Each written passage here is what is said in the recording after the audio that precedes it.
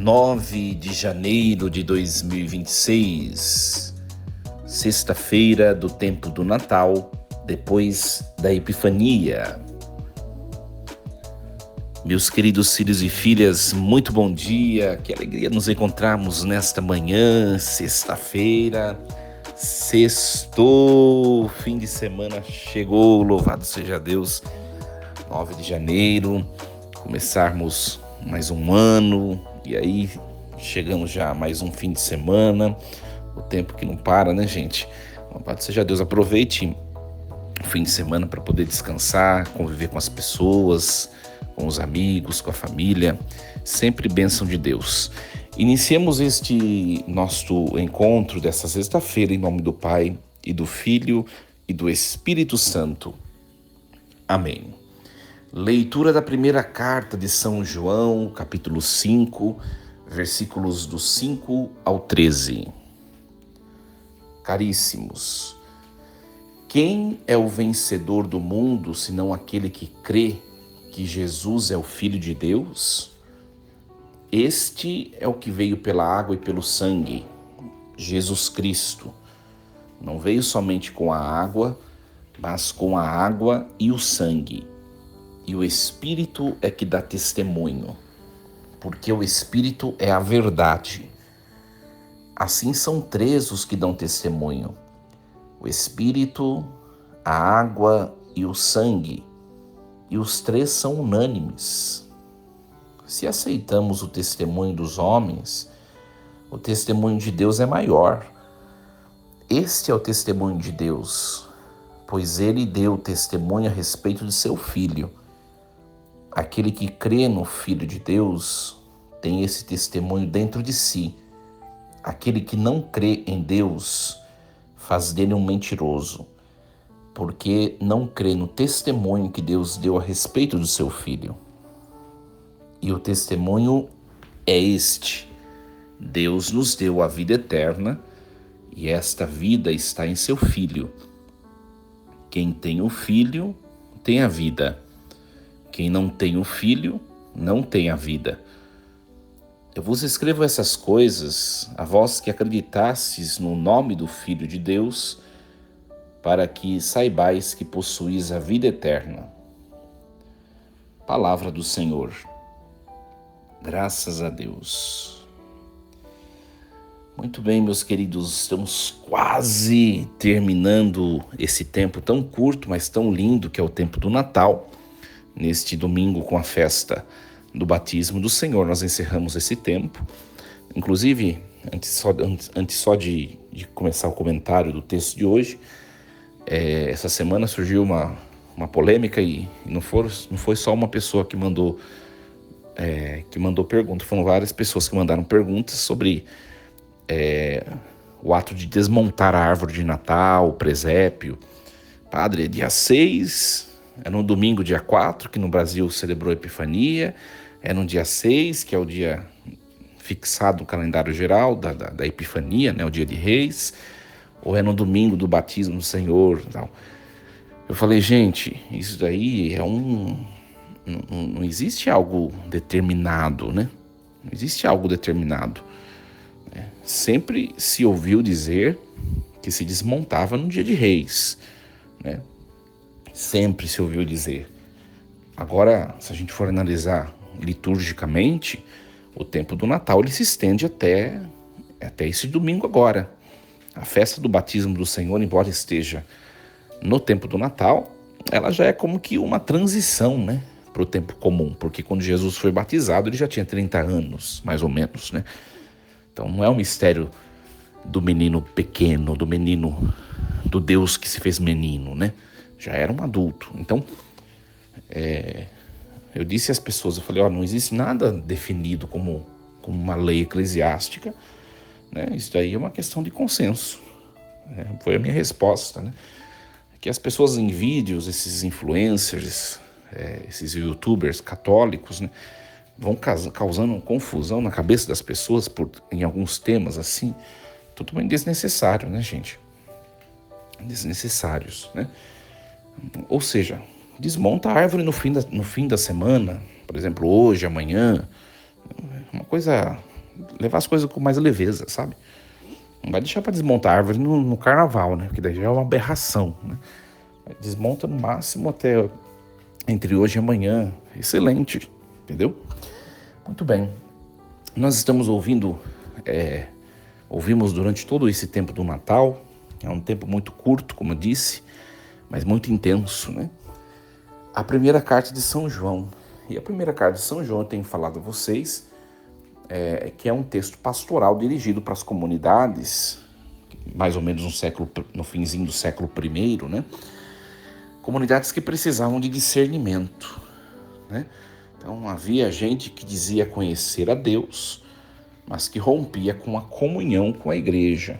Não cria no que a igreja cria, não seguia o que a igreja seguia, né? Então a primeira carta de São João vem defender a fé dessas ameaças na igreja primitiva. E hoje nós acompanhamos essa perícope tão bonita, 1 João 5, do 5 ao 13. Depois de João afirmar que a vitória sobre o mundo acontece por meio da fé, agora João ele aprofunda quem é Jesus e qual é o testemunho de Deus sobre Jesus. Tá? Então a perícope ela tem um movimento claro. Quem vence o mundo é quem crê em Jesus Cristo. Quem crê que Jesus é o Filho de Deus. Depois, como Deus testemunha, né? A forma como Deus testemunha é a água, o sangue e o Espírito, né? Depois, Deus é mais confiável que qualquer testemunho humano. Por isso, se Deus testemunha que seu Filho testemunha seu filho, mostra seu filho, quem vai se opor, né? Então o conteúdo do testemunho, como é um testemunho dado por Deus, o conteúdo é eterno. E de Deus só pode vir a vida. Então é a vida eterna que é a consequência imediata do crer naquilo que Deus ensina, né? Então é muito bonito isso. O texto começa assim: quem é o vencedor do mundo, senão aquele que crê que Jesus é o Filho de Deus? Então, uma coisa importante, gente, entender, eu falei para vocês ao longo de todos esses dias no tempo do Natal, a palavra mundo, na teologia joanina, não é sinônimo de criação, tá? Então, o mundo para João é o sistema pecaminoso que tornou a criação decadente. Então o mundo já é uma criação já decaída, né? Então, para a gente poder entender um pouco. E aqui, a palavra expressão, né? A expressão vencer o mundo, em João, não é ganhar poder sobre pessoas, mas é não ser moldado por um sistema que vive sem Deus. A mentira, o orgulho, a idolatria, a corrupção, tá? Então, a vitória passa por crer que Jesus é o Filho de Deus, e não apenas um mestre, né? Mas é o Filho de Deus enviado para nós, tá? Então, aqui já é um ponto para nós colocarmos na nossa vida que a perseverança cristã ela não se sustenta só numa força interior, né? Mas numa adesão concreta a Jesus Cristo. Um bom exame espiritual para a gente fazer. O que hoje está nos tentando moldar? A vaidade, o ressentimento, o medo, os prazeres, a aprovação, né? Então, ou seja, o que tem sido prioridade na minha vida, né? E João diz, deve ser a fé em Jesus Cristo como Filho de Deus, tá? Depois o texto continua, este é o que veio por meio da água e do sangue, Jesus Cristo, e não somente com água, mas com água e com o sangue. E o Espírito é quem dá testemunho, porque o Espírito é a verdade. E aí ele fala, então são três que dão testemunho: o Espírito, a água e o sangue. Vamos entender um pouquinho, né? João insiste que Jesus não veio somente com a água, mas também com o sangue, né? Ou seja, ele combate uma fé seletiva que aceita um Jesus limpo. Um líder religioso, um inspirador, um líder político. Mas ele rejeita uma teoria, né? Uma fé seletiva que aceita Jesus como líder, mas rejeita Jesus como aquele que vem salvar por meio da cruz. Então ele insiste, ele não veio só pela água, que significa lavar, purificar, fazer as coisas se renovarem. Ele não veio só fazer uma reforma política. Ele não veio só fazer uma reforma religiosa. Ele veio também pelo sangue, né? E o sangue representa a sua dimensão oblativa, a sua entrega, o sofrimento pelo qual ele deve passar. Essa parte aí é um pouco incompreensível para os judeus, né? Então, aqui, João ele já coloca um fundamento para os sacramentos da igreja, né? O batismo e a cruz, né? O início do ministério, a água, né? Que significa iniciar, renovar as coisas, e o início do ministério, e o sangue, que significa consumação, entrega. É claro que aqui os exegetas acreditam ser uma intuição muito evidente do sacramento do batismo e do sacramento da crisma, né? Aliás, da Eucaristia e da crisma. Se a gente olhar a água, né, não precisa nem explicar, que é a matéria do sacramento do batismo, né? Então, quando ele fala água, sangue e espírito, o sangue também não precisa explicar muito, que é uma das matérias do sacramento da Eucaristia. E o espírito, né, que representa o sacramento da crisma. Então aqui uma representação da iniciação cristã, tá? Da iniciação cristã. E depois nós podemos ver também no próprio Evangelho de João, quando lá em João 19:34, quando João diz que do lado aberto de Jesus na cruz saiu sangue e água, né? Então ali também uma menção dos sacramentos iniciáticos, né? Então é muito bonito isso. Então, primeira coisa dessa questão do sangue, né? Não só água, mas sangue. Que a fé cristã não escolhe apenas as partes agradáveis de Jesus Cristo. A fé cristã abraça um Cristo inteiro. Um Cristo inteiro é missão, é cruz, é dom do Espírito, né? Então, se a vida espiritual vira para nós, colocando na nossa vida essa palavra, se a nossa vida espiritual busca só de certa maneira, conforto, sem conversão, João aqui ele recoloca o eixo, né? O sangue, que significa entrega, faz parte do testemunho, né? Então, pastoralmente, gente, caminhar com Cristo implica amar até o custo, amar até as últimas consequências, ou seja, assumir o preço, perdoar, que não é fácil, machuca, né?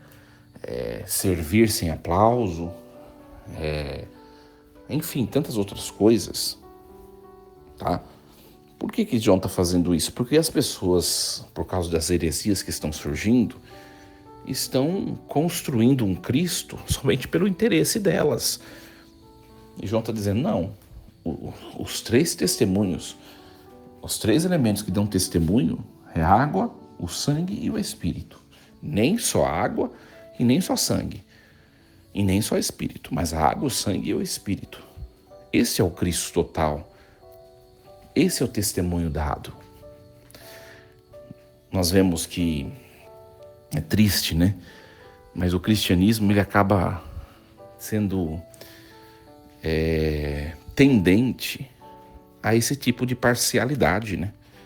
A gente pega, né, a espiritualidade neopentecostal, protestante, por exemplo, que foca tanto na questão do positivismo, da mente, das aspirações, dos sentimentos, virou uma religião de sentimentos, né?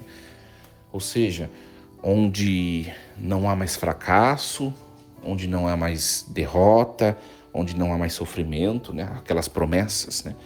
Vem fazer parte da igreja que a bênção está te esperando, esse tipo de coisa. Ou seja, cadê a dimensão, o testemunho do sangue, né? Cadê a dimensão oblativa da espiritualidade cristã? Então, nenhuma coisa nem outra, né? Os três dão testemunho de Cristo, porque o Cristo, ele perpassa por esses três testemunhos. Então, a gente precisa entender isso, né? Entender. Uma vez uma pessoa me perguntou, padre, se a gente deve entender esse tipo de ideia, por que então na igreja existe cerco de Jericó, existe tantas campanhas que se faz invocando a bênção de Deus, campanhas que nos levam a rezar, se nós temos que entender que aceitar o sofrimento na vida? Então, esse tipo de pergunta manifesta uma incompreensão, né? Uma incompreensão. A questão é a seguinte, gente. A questão é a seguinte. Se eu estou passando por um momento de tribulação, de dificuldade, eu devo crer que aquilo pelo qual estou passando vai acabar. Só que eu tenho que entender que o que eu estou passando pode ser várias coisas, pode estar acontecendo por vários motivos. Ou são consequências de más escolhas que eu fiz, né? Ou está acontecendo aquilo por,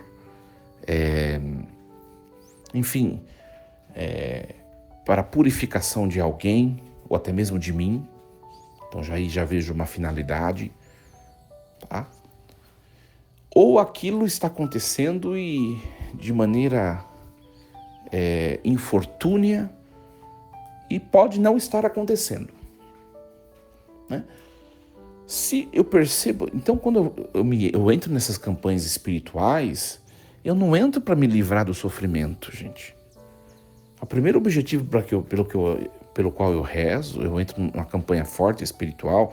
Tem gente que faz várias novenas, por exemplo, né? Novenas e cerco de Jericó e quaresma de São Miguel e tantas outras coisas. Eu não entro numa campanha para me livrar do sofrimento. A primeira coisa pela qual eu entro na campanha, qualquer campanha que seja, é para pedir para Deus me ajudar a discernir o sentido daquele sofrimento na minha vida, né? De tal modo que, se eu entendo que o sofrimento pelo qual eu estou passando, ele é consequente ao meu pecado, então eu vou me livrar daquele sofrimento, eu vou superar, eu vou vencer, eu vou viver vida nova.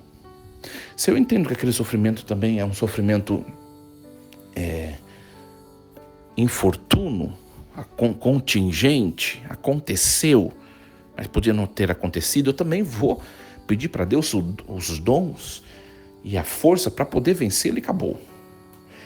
Mas nessas campanhas, se eu, quando entro com esse pedido de discernimento a Deus, e Deus me mostra que aquele sofrimento, ele é purgativo, ele é santificativo, ele tem um propósito na minha vida ou na vida de alguém, eu não vou pedir para Deus me tirar.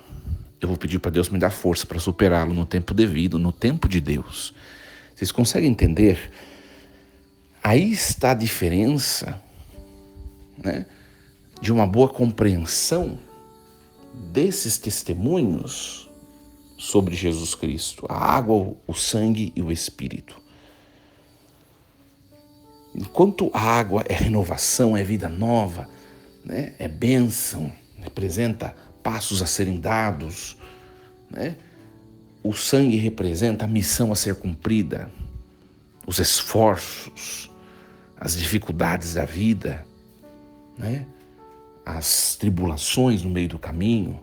E o Espírito representa a fortaleza, aquilo que me alimenta e que me dá condição de ir adiante, de não parar no meio do caminho. É preciso tudo. É preciso que nós tenhamos em nós esses 3 testemunhos. Não sei se deu para vocês entenderem, é muito bonito isso. É muito bonito. Depois nós vemos no versículo 9 do capítulo 5, se aceitamos o testemunho dos homens, o testemunho de Deus é maior, né? Ora, nós católicos somos muito acusados, né, de focarmos muito nos santos, né? Na verdade, quem é católico de verdade, conhece a doutrina, sabe muito bem o papel e a posição dos santos na vida de fé, né? A gente olha os santos como pessoas que tentaram viver o projeto de Deus, né? Tiveram pecados, são pessoas pecadoras, tiveram lutas como nós temos, mas essas pessoas conseguiram viver pelo menos o ideal, o básico dos mandamentos de Deus na sua vida. Então nós olhamos o testemunho dessas pessoas. E cada santo dá um testemunho diferente, né, gente? Cada santo com a sua história de vida tem um testemunho diferente, né? E nós vemos santos que dão testemunho de enfrentamento do sofrimento na vida, né? Pegar os mártires da igreja, eu sempre gosto quando eu rezo a oração eucarística 1, né? O cânon romano, que lá fala o nome de todos os apóstolos, né? Pedro e Paulo, Tiago e João, Tomé, Tiago, Felipe, Bartolomeu e Mateus, Simão e Tadeu, e o nome de alguns papas da igreja primitiva e de alguns mártires, né? Lino, Cleto, Clemente, Sisto. Vocês lembram dessa oração eucarística, né? E depois, no final da oração eucarística, a igreja também termina mostrando o testemunho dos santos, né? João Batista, Inês, Cecília, Anastácia, Luzia, Felicidade Perpétua, enfim, Alexandre, e tantos mártires. Você olha a história de cada mártir, sempre tem alguma coisa para ensinar. Ora, se o ser humano tem algo de bom para nos ensinar, né, de maneira muito melhor vai ser o que nós vamos aprender do próprio Deus que se fez ser humano, que é Jesus.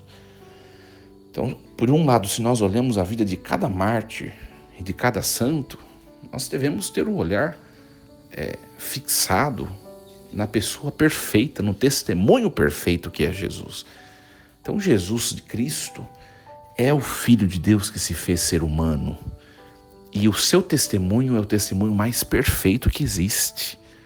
Ele dá testemunho e dele dão testemunho a água, o sangue e o Espírito. Ele dá testemunho, né? O melhor testemunho. Bonito isso, né? Então, essa frase, né? Se nós aceitamos o testemunho dos homens, aqui João diz, se aceitamos, ou seja, é possível olhar para pessoas como nós olhamos a vida dos santos e enxergar neles um testemunho também de água, de sangue e de Espírito. Mas o Filho de Deus, o testemunho é bem maior, né? O testemunho do Pai, nos diz João, é ter entregue o seu Filho. Não há amor maior do que quem entrega aquilo que mais ama, não é?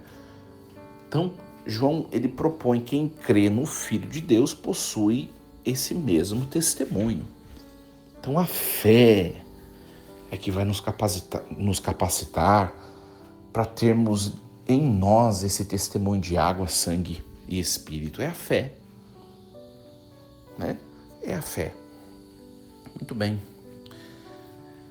Depois, o texto vai continuar, né, gente? Quem não crê em Deus o faz mentiroso, porque não crê no testemunho que Deus deu a respeito do seu filho. Então, depois ele vai falar da questão do ato de não crer, né? Do ato de não crer. Então, não dá pra gente explorar todo o texto, mas de maneira geral, eu finalizo com o próprio texto de João, no versículo 13. Eu vos escrevi essas coisas, a vós que credes no nome do Filho de Deus, para saberdes que tendes a vida eterna. Então, gente, João ele legitima uma espiritualidade de segurança filial. O cristão ele pode saber que tem a vida eterna porque Deus testemunhou, né? Porque Deus testemunhou o seu filho, tá? Então, mas isso não elimina o nosso esforço para nos convertermos, né? Não elimina o nosso esforço. Nós temos a base. É só nós continuarmos e irmos adiante, né? A vida, ela é uma reciprocidade entre a nossa resposta e Deus que nos ajuda, que nos auxilia, né? Então, a vitória sobre o mundo é crer em Jesus, o Filho de Deus. E o testemunho completo é a água, o sangue e o Espírito, que convergem para dizer que quem Cristo é, né? E o conteúdo do testemunho é vida eterna, que está na fé no Filho, tá? Então, minha gente, essa fé não é um salto no escuro, ela é acolhida do testemunho de Deus que gera vida e firmeza em nós. Portanto, hoje, peçamos ao Senhor, Senhor, nos dê o dom primeiramente do discernimento e nos dê também o dom da fé. Que a nossa vida também seja testemunhada pela água, pelo sangue e pelo Espírito. E que nós possamos para o mundo dar um testemunho de coerência, né? De equilíbrio, de leveza, né? Que Deus nos ajude. Muito bem, queridos. Sextou, né? Sexta-feira hoje. Aproveitem bem o dia, aproveitem bem as pessoas, né? Às vezes a gente perde tanto tempo, né, gente, com coisas e com sentimentos que não valem a pena. Eu tenho dito isso a algumas pessoas, né? Nem todo mundo escuta, né? Mas vivamos bem, né? Com muita alegria. Que Deus abençoe todos vocês, com muita paz, muita alegria, muita fé, muito amor. Tenham um dia cheio de Deus e nós nos encontramos amanhã para mais um programa Reflexão Diária. Força e coragem. Em nome do Pai, do Filho e do Espírito Santo. Amém. E lembremos-nos sempre, Deus está no comando de tudo.